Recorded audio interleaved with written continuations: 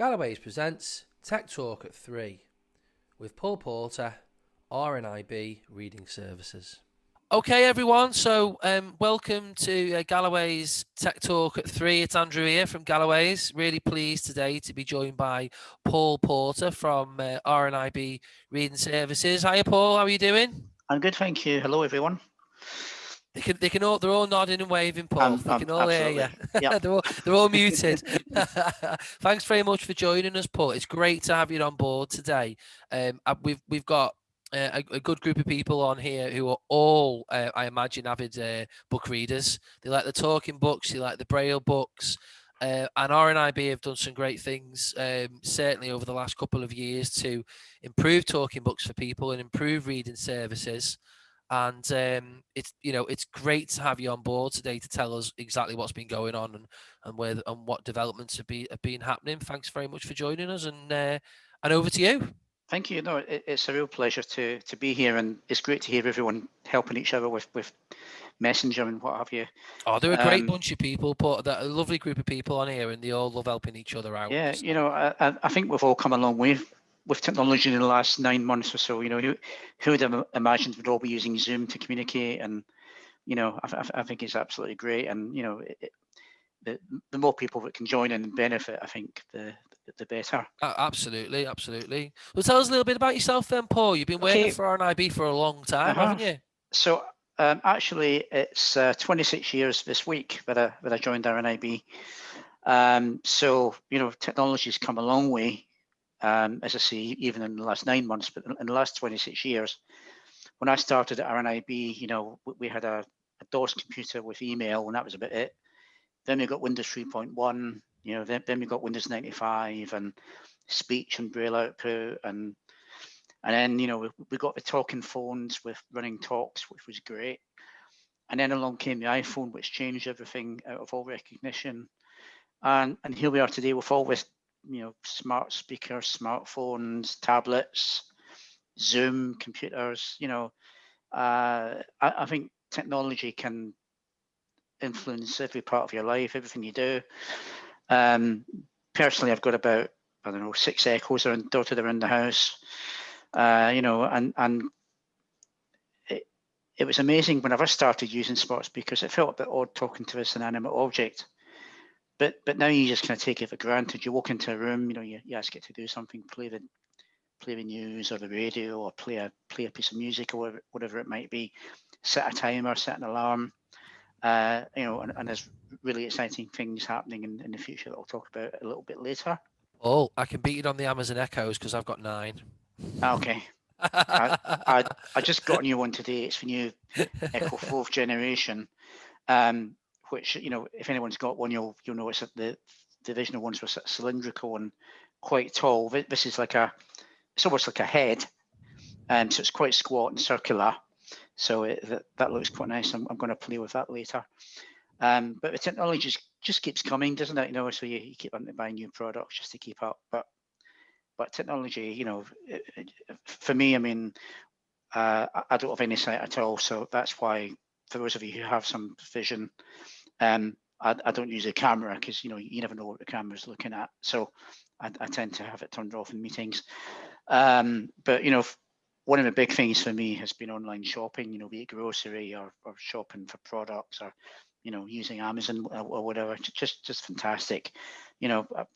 Very rarely go to a supermarket these days. All my shopping's delivered on, and the great thing is, shopping, you can find a product, you can click on it, you can get the cooking instructions, the storage instructions, the sell by date, all sorts of stuff. It would be really difficult to get otherwise. So, for me, really, technology has I use it pretty much, from morning to night, and it just has made such a difference for me, and I'm sure it does for all of you as well. And all those Amazon delivery drivers that keep knocking at your door, at my door, they know me by name now. I know it's and you can pretty much have it same day or next day. You can satisfy any whim you want. Just I'll buy that. Great. And searching for things and reading reviews. It's just fantastic. So yeah, absolutely love technology. I live and breathe it. I work with it as well, which is great. So for about 24 years at RNIB, I was part of various teams, but essentially it was promoting technology. It was helping people, find out what was available. It was selling products, technology products that RNIB have been selling for the last 20 years or so, and supporting those products, giving people information. And then in 2019, so it'll be 2 years in November, I joined the RNIB Library team to help develop the new reading services platform I'll talk about in a minute, and also to promote electronic Braille. And for me, reading is a passion. I've always got 2 or 3 books on the go at any one time. Loved talking books as a kid, loved Braille as a kid. Back in 2000, I joined Audible, which was at the time based in the US. And I remember I think I paid something like $9 a month or $9.99 a month, and you got 5 books.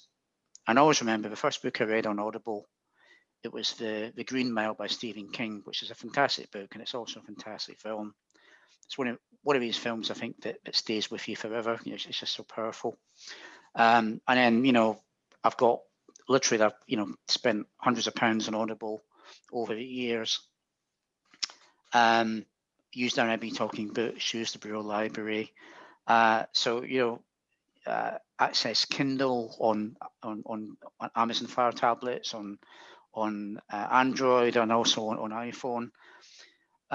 So we've really, in terms of getting access to books, we've come from a situation when I was growing up in the 70s. I always used to say, as a blind person, I was kind of starved of information. You had access to TV and radio, which was great. If you wanted to read a newspaper, you had to get someone to read it to you. If you wanted a book, you'd have to hope it would be made available in Braille, or it would be made available in Talking Book. And some of them were, but only a very small, something like 1% of books published, are made available in Braille or in Talking Books at that time. And of course, with technology, that situation's changed dramatically. With the introduction of the Kindle app and Apple's Books app, that was a game changer, because from one day to the next, I could access thousands, if not millions, of books on my my iPhone or my tablet, and then laterally on Amazon Alexa. So for me, it's still a joy to, someone might recommend a book, or you hear about a book on the radio or reviewed on TV. You think, yeah, I really want to read that one. And chances are it's going to be available through RNIB or through something like Audible or, Amazon or Google or Apple. That book's going to be available for me to read either, with great human narration, or with, your device's own built-in speech, or indeed now with Braille displays and so on. So, getting access to books and information is just so much easier than it was even 10 years ago, but certainly 30, 40 years ago. It's a completely different landscape now. So, just, getting access to newspapers, getting access to information on the internet. I think we all kind of probably take it for granted now, but it's still a great buzz to be able to access a book, at the same time as everybody else, whether you're visually impaired or not. So technology, for me, it really, I live, breathe, sleep it, eat it, whatever. And it has transformed my life, and hopefully, it's transforming your lives as well. And no questions ever too silly to ask. And afterwards, if you've got any questions about what I'm talking about, any comments, good or bad, any feedback, happy to take that and have a bit of a discussion. So, don't hold back. Ask anything you like. If I can't answer it, I will. If I can't, or I don't know the answer, because some things we have non-disclosure agreements with companies that we're working with. but where I can, I'll certainly try and answer to the best of my ability. So, as I say, I now work for RNIB Reading Services, which is the name we've given to all of our library services. So that's our Braille, large print, and audio book services. I'm sure you're all familiar with, the Talking Book service. That's been going for about 85 years, and it's had lots of different developments. So I'll just go through some of those quickly for you. So I believe the first talking book was recorded onto, I think it was essentially a large 78 record back in the 1930s. I think it then went on to reel-to-reel tape. But the first talking books that I'm familiar with were from the sort of 1970s, where we had the very mechanical talking book player. It wasn't battery powered; you had to plug it into the mains. The books were stored on, I think, what was essentially an 8-track cartridge. It was quite a big, chunky, much bigger than a cassette. And sometimes you talk to people now about cassettes, younger people, and they don't know what you're talking about, which is quite scary. But I'm sure most of you, are familiar with cassettes on the call. But the 8-track talking book was much bigger, and you had about 2 hours of recording on each track. So you get to the end of one side, you turn it over, and then you play track 2, and then when you wanted to play track 3, you turned it over again, and you pressed a little button, and there was a very distinctive bell sound that let you know you were changing tracks. And then you turn it over to track 4, turn it over again to track 5, press a button, and then track 6. And you could rewind it or fast forward it. And each minute had a A1, A2, A3 right through the track. So you could kind of get to different parts of the book, but it was very slow, very linear. And for reading novels, it was great because you would just read it from beginning to end. But for any reference stuff, of course, it was quite difficult to find any bits that you needed to. And we had books for leisure, we had books for study, and so on that I used at university. Alongside that, of course, I had Braille, and our Braille books. As anyone's familiar with Braille, a standard book might take up 2, 3, 4, 5 volumes of Braille. I remember reading Lord of the Rings, which is quite a big book, and that took up 20 volumes. At school, we had it was called the Pocket Oxford Dictionary, which would have been a pocket-sized paperback book, but that was in 16 big Braille volumes. So Braille itself is a very bulky medium. So I used to have vanfuls of books arriving. And when I went to university, my bedroom was full of books, and it's probably only maybe about 10, 15 books, but there's volumes and volumes of them. So between talking books and Braille and people recording stuff for me, I got through university, and then I ended up working in a library in Glasgow. We had the old Kurzweil machine at the time, which was the size of a washing machine, cost about £30,000. You put a piece of paper or a page of a book on it, press a button, and after about a minute and a half or so, and a lot of clunking and mechanical noises, the thing would start reading to you. The recognition wasn't great, but it again, it was a game changer at the time. And from that, I set up a Braille transcription service, which was very popular. And then in 1994, I applied for a job at RNIB and got it. So moved from Glasgow to London, and I'm still with RNIB 26 years later.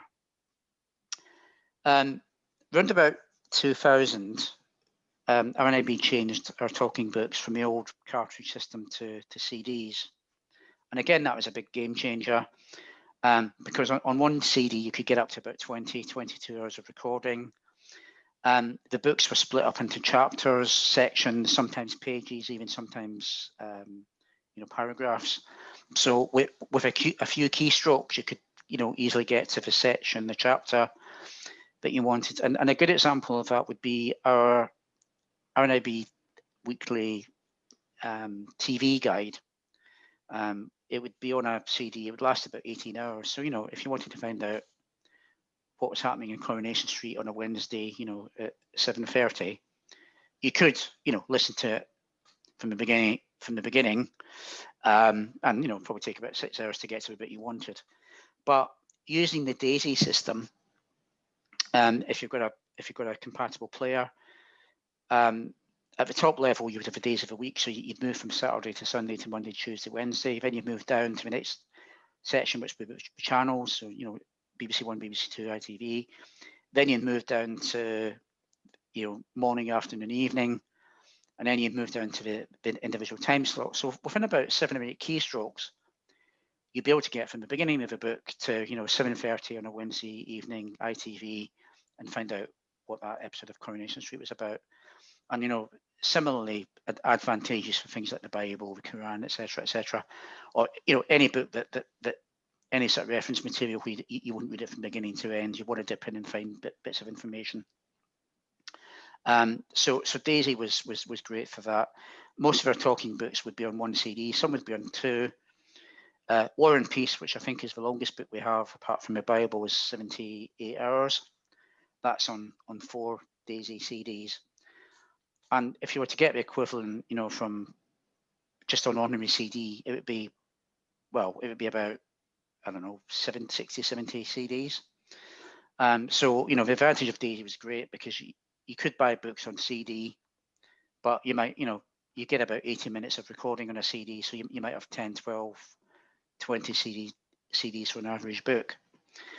At the time, talking books were essentially free because a lot of local authorities would pay for the talking book service. Otherwise, I think it was about £49 a year.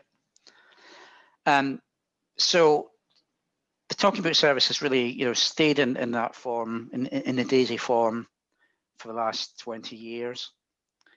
In 2014, when we had a bit of a reorganisation, that there had been a clamour and a desire to have downloadable talking books. And the people in charge at the time, instead of going for a kind of standard DAISY service, went with something called RNIB Overdrive, which some of you may be familiar with, and good or bad. Personally, I found it tricky. It was doable, but tricky. The books weren't in DAISY format, so it was, when you move from section to section, you might go from chapter 1 to somewhere in the middle of chapter 4. The audio quality wasn't good. We didn't have as many books as we have in our physical talking book library because some of the publishers didn't like the Overdrive platform. Overdrive is an American-based service that local libraries can sign up to, but I think there's some animosity between Overdrive and publishers. So we might have had the book physically on talking book CD, but not necessarily as an upload that you could download from Overdrive because publishers have to give us their permission for us to do that. And that's still the case today with New Reading Services platform.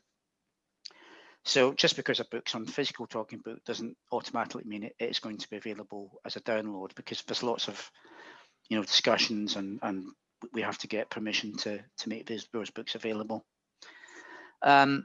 So Overdrive, I guess, lasted from about 2014 up to 2020, and most people, found it difficult, even if you were technically able, like myself and Andrew and others. Some people just found it really difficult. Interestingly, when we moved away from Overdrive in February, we got a few people complaining that it was wonderful and how do you change it, because it was very easy to see.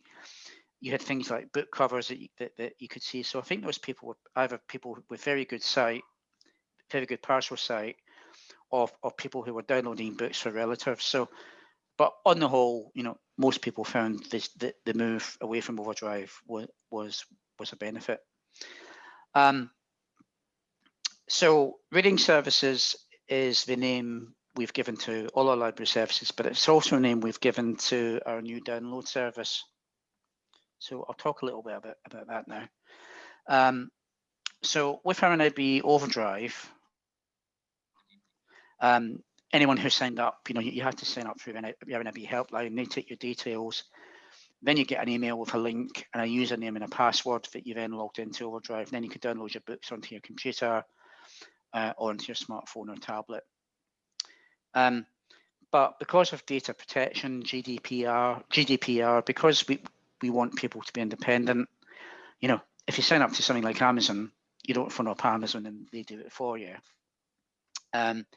We wanted people to be in charge of their own information, in charge of their own account, responsible for their own sort of registration.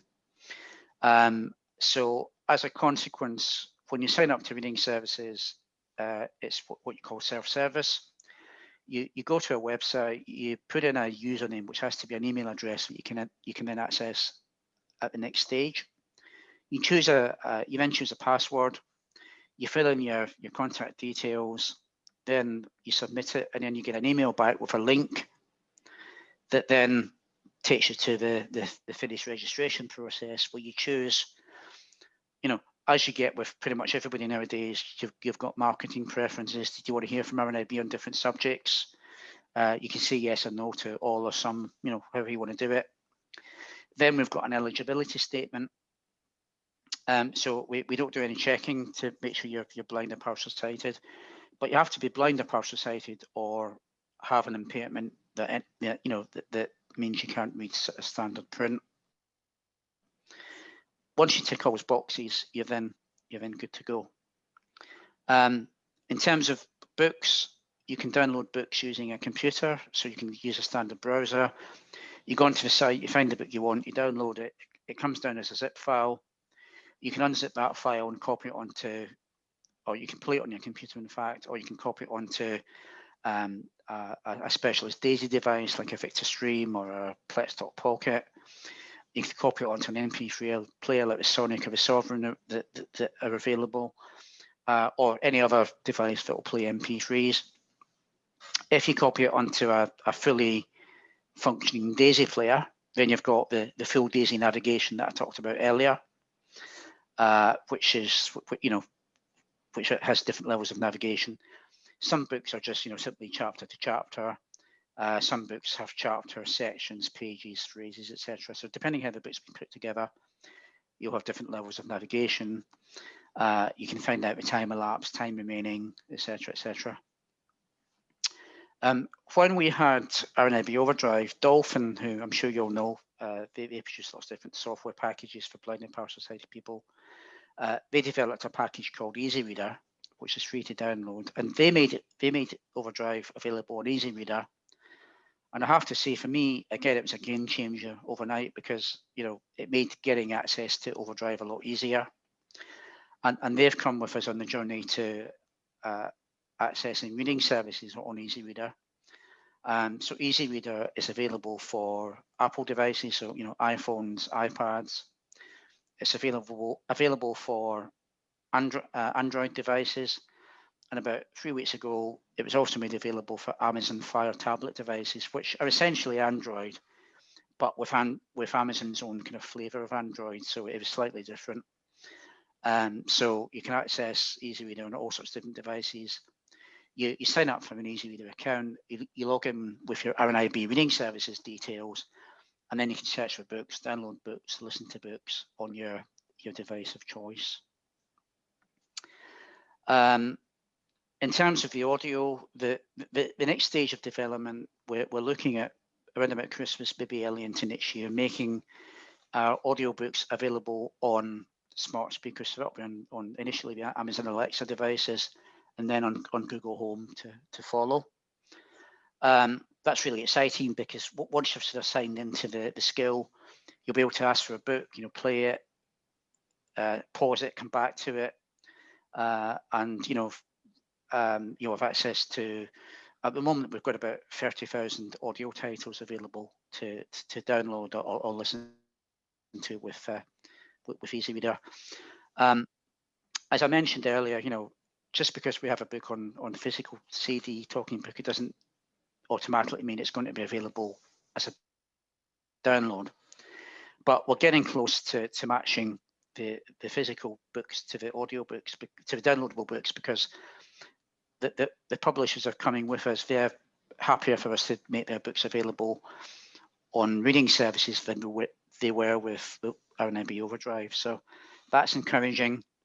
We're looking to get books at the same time as everybody else. So, you know, if you use services like Audible or Apple Books, Google Books, etc., you know, when a big book's launched, you know, like The Mirror and the Light, for example, from Hilary Mantel or David Cameron's book earlier in the year, you know, that's available in print, it's available in audio at the same time. And we either get the book on the same day or, you know, pretty soon afterwards. We've just got all the Booker Prize nominees books up on reading services as well. So, you know, we're getting to a point where we get books, you know, almost at the same time as everybody else, rather than 6 months down the line. And the great thing is that audiobooks is a huge business now. You know, years ago when you mentioned audiobooks, it would pretty much be synonymous with RNIB. But, you know, around about the early 90s, you know, moving forward, companies have seen that audio is for everybody. You don't have to be blind or farsighted to enjoy audiobooks. You know, people listen to them at home when they're doing their chores or in bed or in the car, wherever it might be.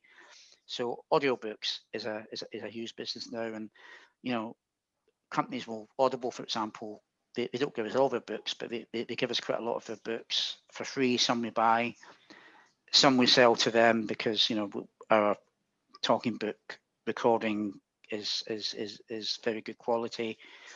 We tend to have, you know, very good narrators. They might be professional readers or famous actors and so on. So, you know, there's a lot of sharing of information, which is good for us because it means we'll get access to more books. So as well as audio, we also have our Braille Library, and that's based in a huge big warehouse in Peterborough. And there's mile upon mile of shelves with, you know, books. You know, as I said before, I'm sure you realise that Braille is a very bulky medium. So one book might be on, you know, 2, 3, 4, 20 volumes. You know, 90 volumes, I don't know, for the Bible, for example. So it's a very physical process to, you know, get the books out to people, get them back, turn them around and send them out again. You know, and of course, like any library, some books just sit there and they're not read as often as they could be. Part of my role and my job title is Digital Transformation Manager. So part of my role is to promote the use of what we call eBraille. And eBraille is a way of making Braille available as a small file, but you can then read on your Braille display or copy onto your Braille note taker. Some note takers you'll be able to actually connect directly to services like RNIB Reading Services and download directly onto your device. Some of you may be familiar with the Orbit Reader 20, which is a relatively low-cost Braille device. It has a 20-cell Braille display. It has a Braille keyboard.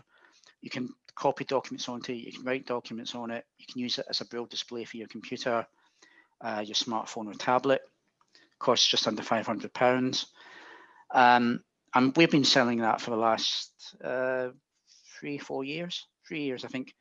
And it's gone down well. We've got one chap who's loves Braille so much that he's called his house Braille House. He's a great fan of the Orbit. He said he took the equivalent of 900 print pages with him on holiday on his little Orbit. When the pandemic struck back in February, March time, we had to close our physical Braille library. We weren't able to get there to send books out. So for our existing Braille library users who'd been using the service, we gave them the opportunity to have free of charge an Orbit, Orbit Reader 20. We supplied it with a memory card, you know, which is, you know, is just about the size of a postage stamp. And on that memory card, we had about 700 books. So you can imagine how much space 700 books would. You can imagine how much 700 books would take up in terms of space. You know, you need a fairly large house to store all of these. And a colleague worked out and I don't know how he did it, but he worked out, it's quite an impressive statistic. If you were to take those 700 books and print them out, it would be the equivalent of about 2.5 tons of Braille paper. So, that's going to fill up any room, isn't it? Whereas on the SD card, and for those of you who know about megabytes and gigabytes and kilobytes and so on, the 700 odd books filled up about 300 megabytes of storage. So on an SD card that was 4 gigabytes, you could get about 12 times the amount of the 300, if you like. So, on a very small card that you can take anywhere with you, you could have you could probably have all of RNIB's collection of Braille material. So at the moment, we've got about 800 books available that you can download and then read on your Braille display or note taker device. And we'll be adding more Braille titles as we develop the service as well. In general, I think hopefully we've got about 8,500 subscribers at the moment, more than we're using Overdrive even at its peak. I think the majority of people, I would hope, are fairly happy, but we really do welcome feedback. Whether it's good or bad or indifferent, we welcome, because it's your service, it's our service, because I'm a user as well. We want it to be as good as it can be. We're developing it as we go along.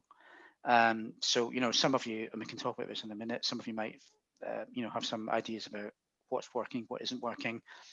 We're improving the searching on the web-based system. In Easy Reader, if you download a book that's in more than one CD, Easy Reader will either play the first or the second CD, it won't play both.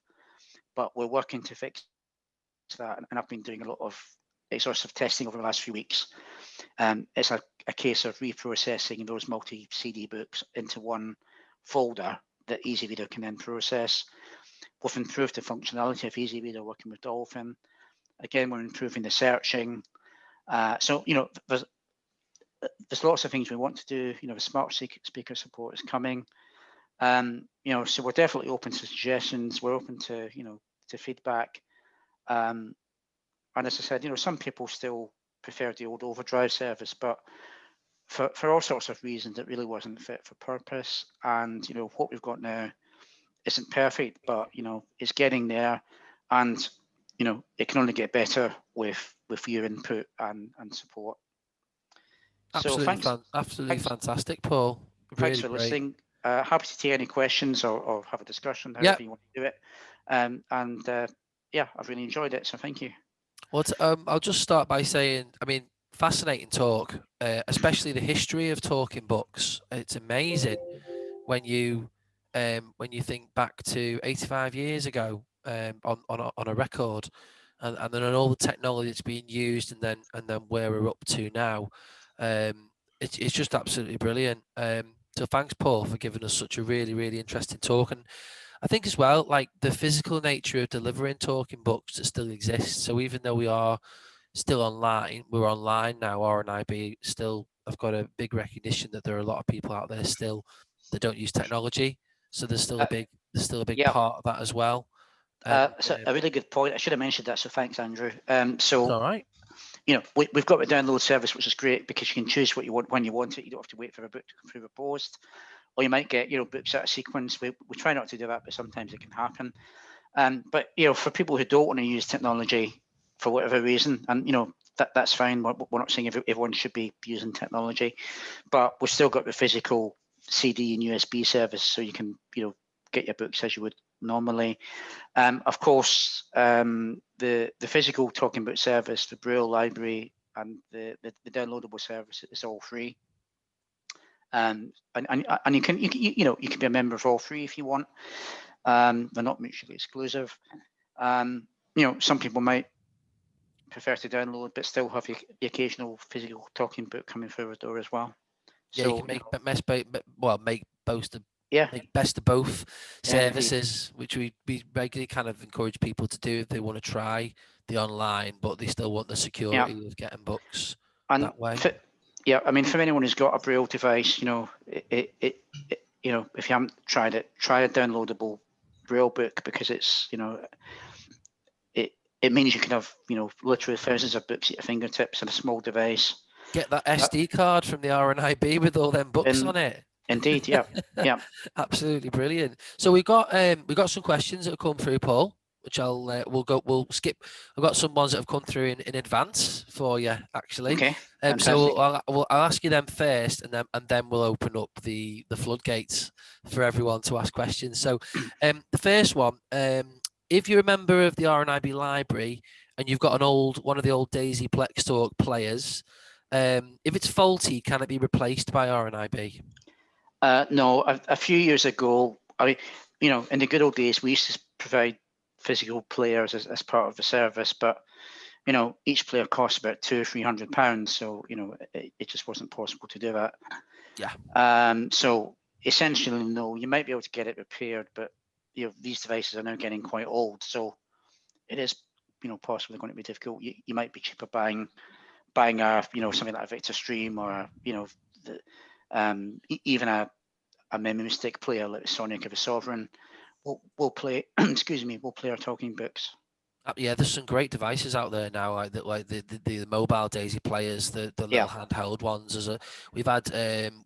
We've had a couple of different companies. You know, Steve Nutt, for example, from Computer Room Services, who came on a few months ago and showed us a Daisy player that he really likes as well. So there's lots of different ones. So I mean, the player Steve's got and the Victor Stream and the Stratus and the Trek from Humanware have all got potential to, you know, access reading services directly, and we're working with Humanware at the moment to make that happen.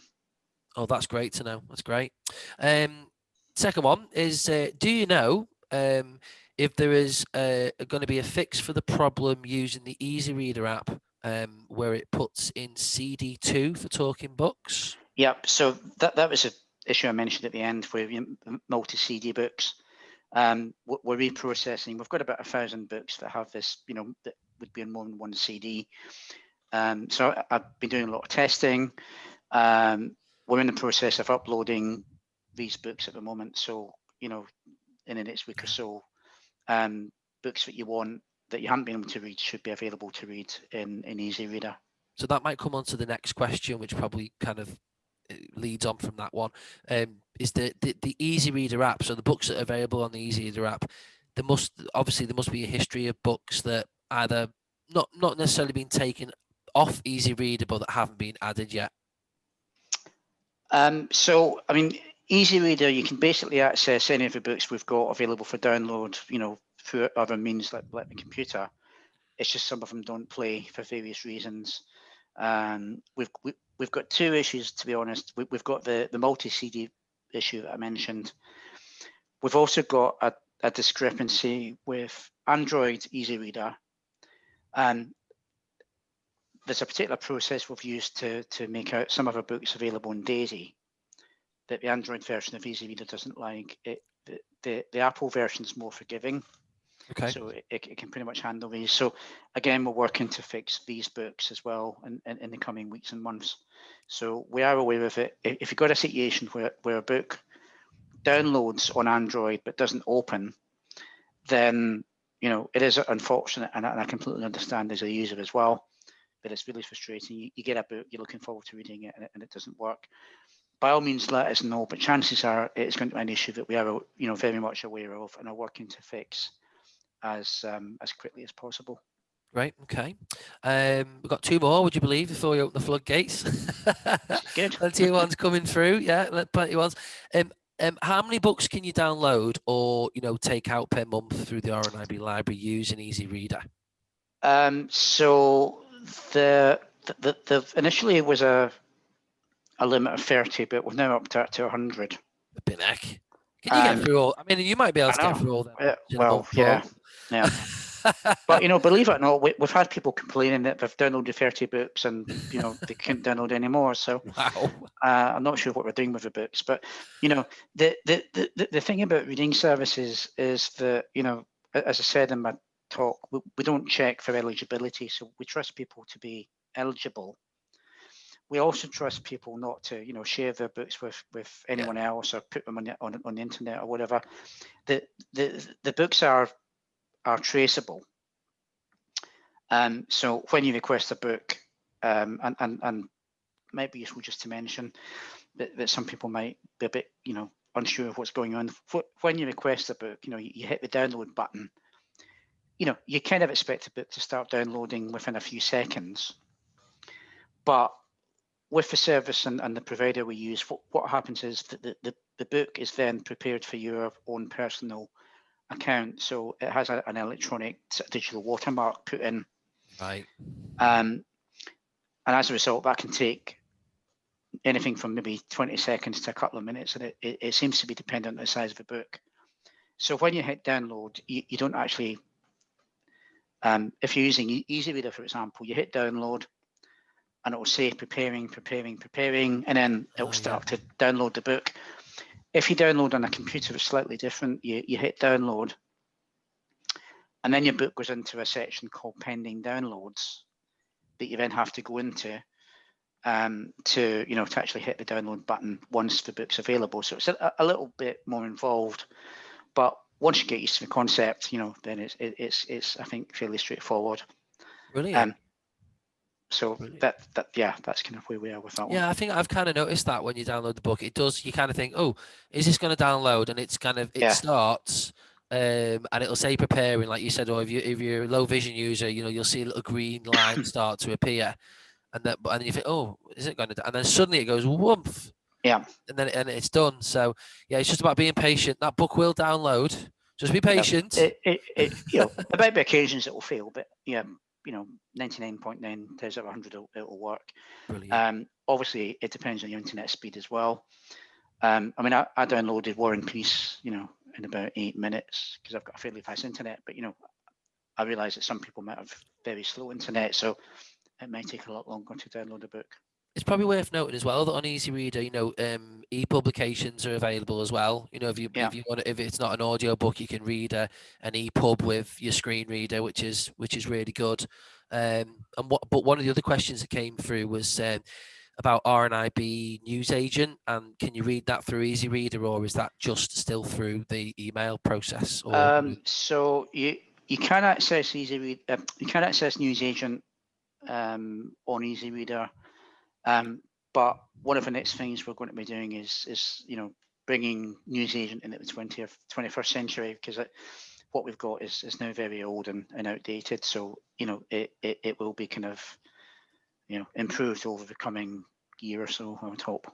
I think it's worth noting. I mean, it's a great service, Newsagent. There's a lot of people actually that I talk to that don't know much. They know about the talking books, but they don't know much about Newsagent. And Newsagent's a great service because, you know, for your newspaper, your magazine, there are lots of, you know, monthly, weekly publications available at a really affordable cost as well. That's right. I think it's £40 a year, and you get access to pretty much all the national daily newspapers, weekly newspapers, you know, quite a lot of regional ones. If you compare that to things like Apple News Plus, you know, which is $9.99 a month, you can get, which is accessible, of course, but from the RNIB you can get that service. It's just absolutely brilliant. So it's certainly well worth looking at if you're a newspaper or magazine. Brilliant, excellent. Brilliant stuff. Well, you'll be pleased that was all the questions that I had that have been sent in for me this week. And thanks for those that sent the questions in for Paul. Really great questions. I think what we'll do is let's open the floodgates to everyone. Got no doubt that there's going to be some questions. So we'll unmute everyone, and you'll get an invite now to unmute. And if you want to ask a question, can you please just say your name first and that you'd like to ask a question, and then we'll take one off you. Has anybody got any questions? Come on. They're not normally that quiet, this bunch, I tell you. Comments, questions. Well, I'm not really a book reader as such. Would have a one on magazines to raise at some point. You've got a lot of yeah, you're like web user, don't you, David? Well, I do read. I get that in print primarily because I can see to read it, but also that's on a subscription from family. They've got me that as a gift. No, I just want to clarify. I am more of a magazine reader than a book reader. And I think it's more to do with the culture, nothing to do with my visual impairment. I think when I was in my youth, the trend was to get a magazine rather than a book. Yeah. You know, when I was in my early 20s, late teens, early 20s, I think, you know, linked with my hobbies like railways and computers and cars and things like that. No, you said that subscription for magazines. Is that just a flat rate, £40 for the whole year for everything? Yep, and you can download, you know, whatever we've got available. So we do, for example, the Railway magazine. We do, as I say, all the weekly, daily, national newspapers and quite a lot of regional ones. We've got about 70 odd different magazines. You know, there's information on the RNIB website, or you can contact the helpline. They'll give you more details. Right. Well, that's it. You see, I tried a magazine on a memory stick a long while ago, not recent. It was great listening to the text, listening to the main articles. It was a railway magazine. But you see, I do like to see the pictures sometimes, particularly a subject like railways. You don't see the steam train. Yeah. You know, and I mean, I am visually impaired, but I'm not one of those that don't have any sight at all. And one of the reasons why I didn't take it up is because, look, I'm missing my pictures. Yeah, we so you know, what do you do? I mean, you know, maybe I suppose an electronic magazine where I can listen when I want to using the Daniel voice on the iPad, and plus I've got the pictures as well. Do they come with the pictures in electronic format? Our magazines don't. You know, all the graphics are stripped out, so it is just the text. Oh, right. Well, I'm glad I asked you then. Yeah.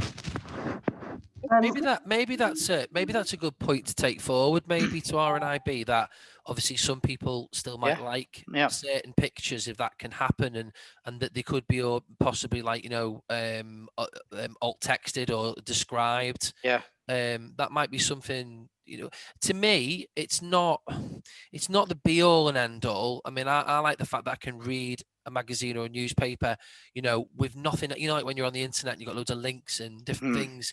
I mean, it infuriates me when I'm trying to read something online and I'm reading through it, and next minute I've got loads of other links to other articles, and I'm like, I just want to read. Well, it's so frustrating. Web user, you see, there might be a link, and I might say, read it in the park on a sunny day, or you know, read it in the park on a sunny day, and then you see, finding something in audio is just finding that link, and the fact that, you know, the fact that it's a paper magazine, I can find a link for that download belonging that program I'm interested in, for example.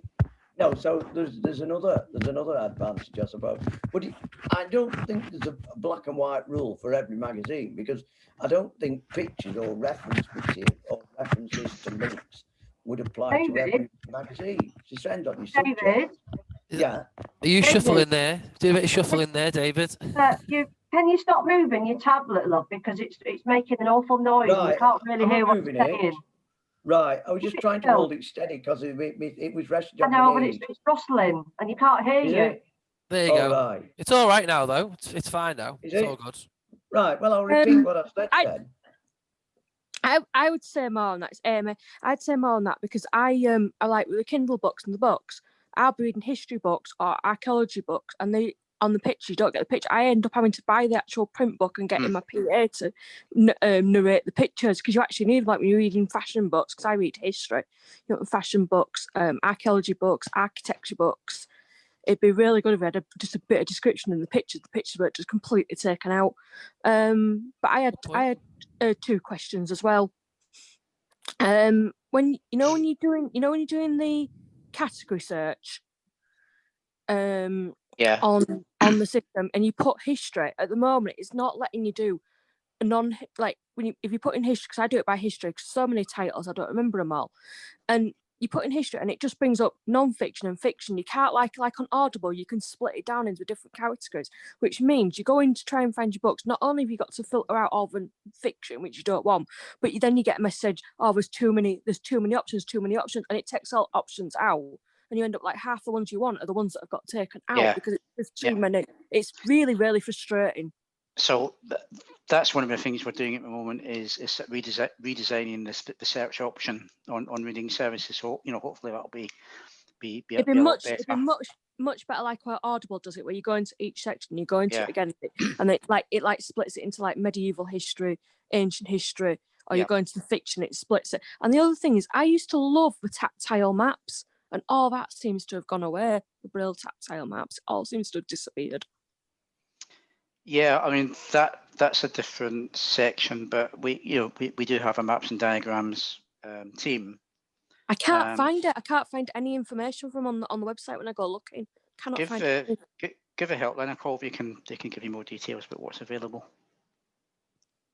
Sorry, Paul, it's Tracy. I was just gonna intervene there. Paul was just saying, if you give the helpline a call, Trace, Amy, give the helpline a call. You can ask them about the maps on the helpline. Right, so it's still there, because I thought they'd completely disappeared when I No, and they can actually, they can draw maps up for you as well. I don't know if it's a cost or not, but they can certainly, the helpline will be able to give you more details on that. Oh, that's brilliant. I thought they disappeared completely. Brilliant. There you go. Go on, Tracy. Hi. You mentioned a subscription charge per annum. Was that £40? Is that a flat rate, or are there sort of tapering rates that, depending on what services you have through the audio books and the various options? So yeah, the £40 is for the RNIB newsagent service, which is different to the audio books and the Braille books. The audiobook service, the reading services, where we've got 30,000 audiobooks and counting and rising, and we've got, as I say, about 800 Braille titles at the moment. That's free. All you've got to do is sign up, and that's free. To find out about rates for the newsagent service, again, the helpline can give you more details. If you want, because I was told it was 80, but I wanted two different versions. Yeah, I think that the £40 is if you want to download the books yourself. From the newsagent website. If you want to get books on CD, or sorry, not books, magazines or newspapers on CD. Yeah, newspapers, magazines. But the actual books and downloads, they're free. So the newspapers and magazines downloads is £40 a year. Yeah. If you want it, physically on CD and memory stick, then I think there's different charges depending on how many titles you subscribe to. But again, the helpline can give you more details on that aspect of it. Okay, that's great. That's quite clear. Comments, Andrew? Say again. Yeah, go on, Kay. Yes. Could I just say to Paul, I was really relieved to hear you say that you were continuing with memory sticks, because they, in a sonic player, are my preferred option. And can I also say a big thank you to RNIB that at last on audio, as the books are being on the shortlist for the Booker Prize, we can actually join in and have a read of the Man Booker shortlist, because for years I found that very frustrating, because they're new books. They often weren't available in an audio format. So well done, RNIB, and thank you. Thank you. Yeah, I'd say that as well. I find the first, because I joined with a lot of different ones, and we've always had that. It's always been about like a few years late before we can get hold of them. Yeah. So the idea now is that we're trying to get books as quickly as possible. And the optimum solution would be to have books at the same time as everyone else. And that's getting easier, because we don't necessarily have to record all our books now. We get books from different sources like Audible, or from Penguin, or whoever. Most of the big publishers have their own audio arm now, so they quite often make their books available to us as well. So you'll see a lot more books and a lot more choice, and books coming, being available at the same time as they're made available generally. And the first part of the question, sorry, I'd forgotten what you'd said there. Oh, I think Kay, oh, go on, Kay. Sorry. I was just saying I was thankful you were continuing with the memory stick, which I'm very happy with playing in my Sonic. I'm happier with that than I would be with fiddling about with the download. Okay, so I mean, absolutely, that's still that's. I agree with that. But you can, if you wanted, if you have a computer, you can download the books, unzip it and copy it onto a stick. So you've got that option as well. But, the actual physical mailing of talking books will continue, certainly for the future, and, as long as it's needed. I think it's a great thing to be able to say, actually. I mean, I'm always trying to encourage people. It's great that you get them on the stick. Brilliant. But give the online books a go, because you've got nothing to lose. And it might work for you even better. And it means that you do get, you want that book, you don't have to wait for it, but you still, you're still in the knowledge that actually you're still going to get them on USB, but you can give the online bit a go as well. Yeah, and as I say, I still get a bit of a thrill when I, hear about a book and, think I can download it from RNIB or Kindle or whoever it might be. To get that book, pretty much instantaneously,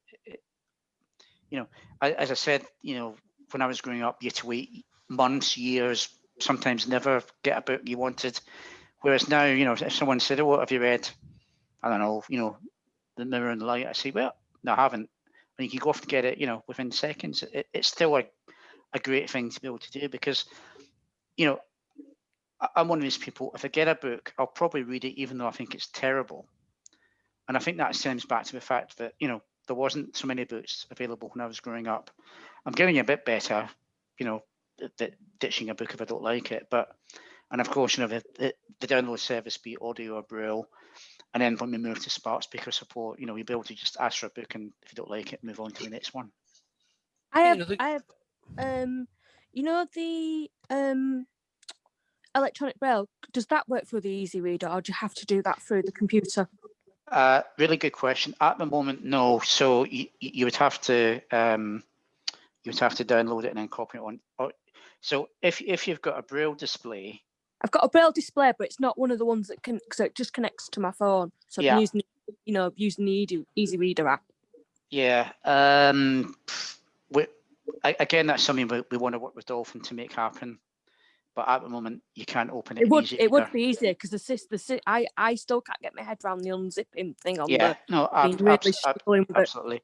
But if you need any help with that, I should have mentioned that the several support roads you can take.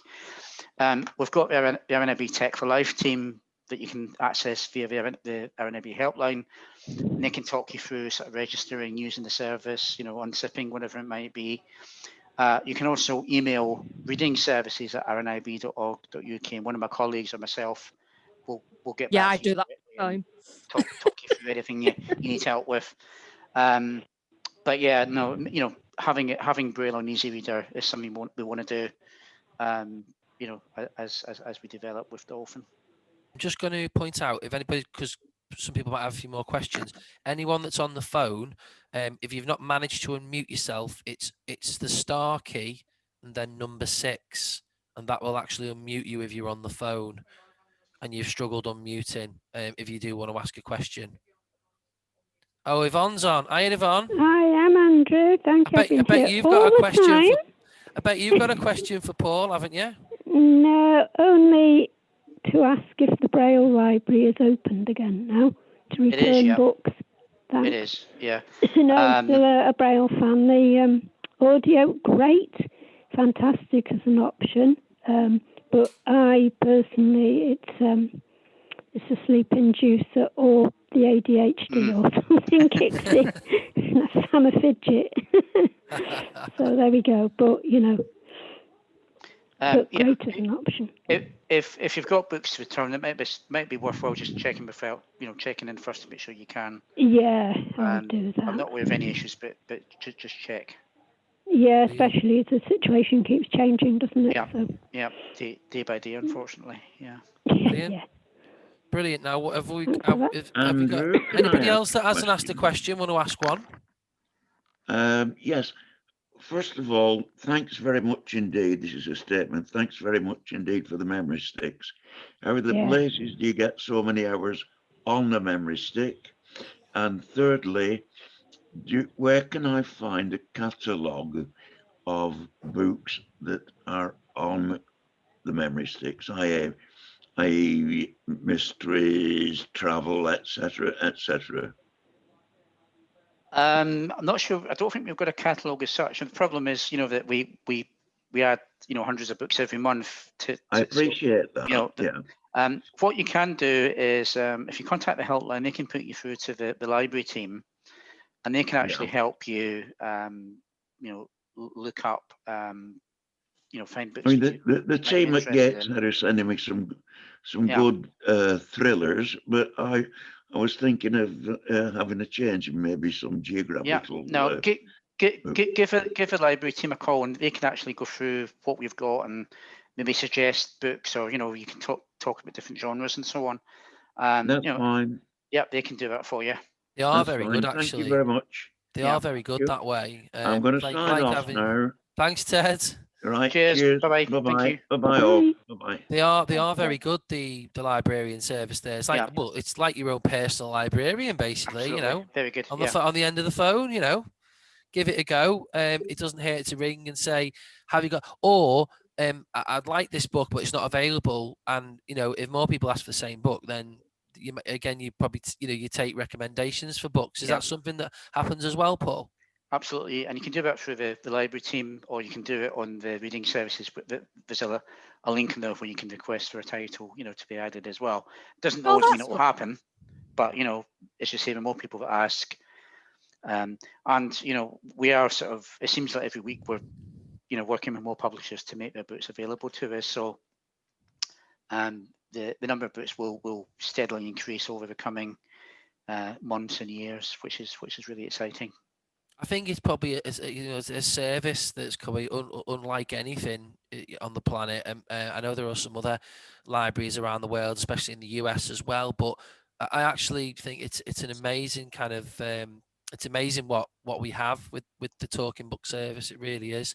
And I think more than anything now within COVID-19, it offers people that are feeling lonely, isolated. It's given them to give them really, really, it's a very valued service. I know by our community at Galloway, how highly they talk about the RNIB Talking Books. It's we probably can't give you enough compliments about it. It's fantastic. I'm a user as well, and I think as a user, taking my RNIB hat off, it is great, and it will get better. It's kind of getting to a stage that you think, oh, I want to read that book, and you'll find it, whereas before it used to be a bit of a, oh, wow, that book's available as a talking book. But because we're working with more publishers, and audiobooks have such big business, I'm finding that I use the Audible service, which is now owned by Amazon, and it used to be my sort of go-to place to get a book. Be it an old book or a new book. And what I've actually found now is that some books, you search on Audible and you find it, and you think, well, I'll just check on reading services as well. And, the same book's available in reading services, so it means you get the book for free, you don't have to buy it. So, if you're an Audible user or you're using, one of your other downloadable services like, Kindle or Apple Books or Google Books, it is worth checking to see if that book's available as a, an audio book from RNIB. Or, as we develop it, we'll be getting more EPUB books that you can read with, large print or Braille. We'll be getting more Braille titles as well. So, lots of different formats. Thank you. So watch your space, really, I would say. Yeah, I switch because as I say, I'm a massive big Kindle. I do because I've got, then it's Audible, and then as I say, I like I'm always looking to check if it's up in the Braille version, because it's the Braille more than that I use. And then bounces out the newspapers because that's a new thing. Yeah, so we've got, for example, really good.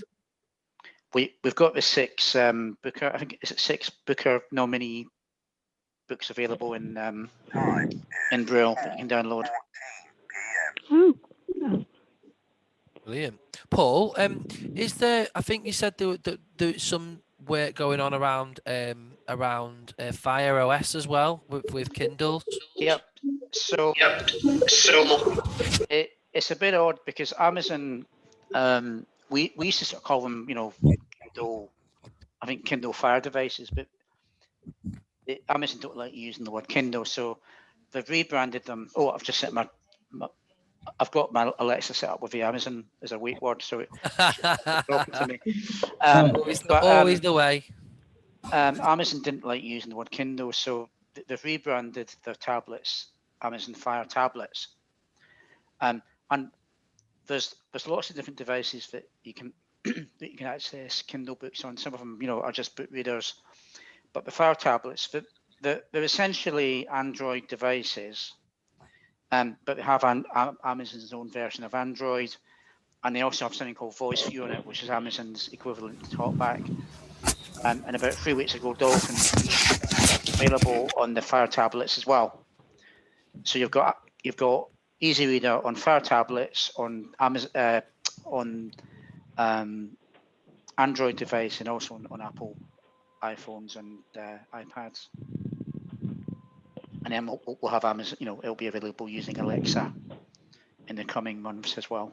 Well, that's absolutely amazing, because that means you've got kind of all bases covered now. It's like every device out there, really. Fabulous. Every device except. You can nip out, Yvonne, if you want. Come back. Really exciting. It's great to be a part of it. And thanks, Andrew. Thanks, my gardener's just turned up, so thank you. Sorry, say again, Paul. It's it's kind of my dream job I've got, because I've always been a great book lover, and to be able to be part of RNIB's library team, and to help develop and improve and shape the future of books is just really exciting for me. But Absolutely. we do need people's input and people's feedback. As I say, it's our service, so tell us what's good, tell us what's bad, tell us what isn't working, tell us what you want. If we can do it, we'll certainly try to do that in the future. I'd just like to say a big, massive thank you for joining us today, Paul. It's been a real pleasure to hear about the great work and the history of talking books, your passion. You've worked at RNIB for quite a long time now. You've got a lot of investment in this, and I really want to thank you for giving a great talk today and answering all of our questions as well. No, it's really gone quickly for me, and it's great that everyone's interacting and asking questions, and you occasionally do a talk and people just sit around and listen and don't ask any questions. So it's great you've all been involved. As I say, keep the feedback and the questions coming.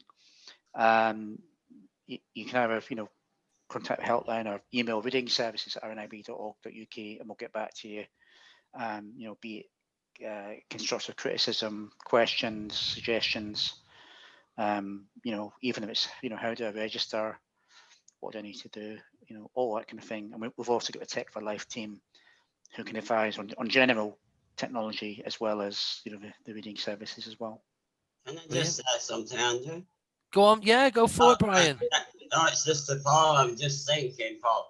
I bet you're one of RNIB's treasures. With all the knowledge you know about the reading books and everything, you could open your own museum. Well, thank you. It's really kind to say that, but yeah, I've been around a while, and as I say, I've seen technology come and go, and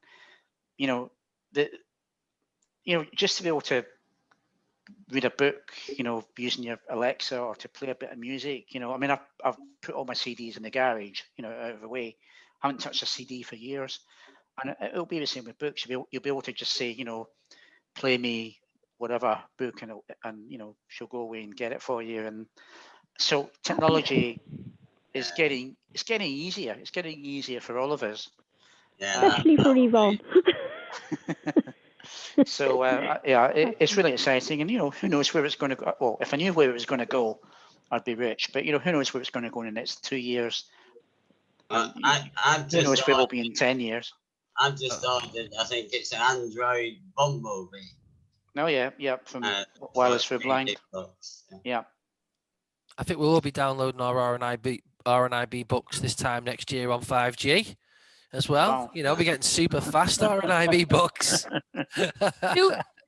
do we have a dictionary on the electronic Braille yet? Because I love the old dictionary, but I don't have room to stock it. 36 volumes. Yeah, there is a kind of pocket one available if you get an Orbit, for example, it comes with it. I'm not sure it's available otherwise, but Oh, so it's already on the Orbeck. I didn't yeah. see it the other day when I went through a list. So I Yeah, went through a list it's on this in. weekend, I didn't Should be see it. in. There's a folder called reference. It should be in there. I didn't look in there. Yeah. In fact, I think that's the only thing it's in there at the moment. But started reading The Lord of the Rings again in Braille. Yeah, I've never seen it like and, written down, but it's taking me ages. If you've only got a small number of books on there, you should be able to, from the helpline, you can get the card that's got 700 odd books on it as well. Well, I got the card. It came with a card in it. I just didn't think to look in reference. So you might want to check, because on the when we first started selling the Orbit, we supplied it for about 30 odd books. Yeah, I've only got the 30. I haven't got the bigger one. So if you contact the helpline, they might still have some cards that have got the 700 odd books on it. So you might want to have a look at that. Ah, right. I did look in reference and it wasn't there. But yeah, if you're thinking about it, I have got the smaller, because some of the ones that I wanted weren't there. Yeah. So there's a whole range of, classics through to, some of the newer books as well. So you don't have to pay for it. Just contact the helpline, and if they've got any left, they'll be able to send you one out. Oh, that's good. But yeah, Brilliant. definitely want one again. Excellent. Well, Paul, I think we could see you, Brian. Paul, Okay, I think we could keep you here. Yeah, I think we could go keep you on here for hours on M, Paul. I think everyone would have loads of questions for you. I would if anyone had any more questions, but I'm sure you've got other things to do as well. But it's been really, really enjoyable, good fun, and it's great. It's great that everyone's enthusiastic and encouraged about the future. As I say, watch this space, because I'm sure lots of exciting things are going to happen. We'll get you back on here again, Paul, when there's the development with the smart speakers. It'd be Yeah. great to get you back on. We can do a demo and so on, and any time happy to do that.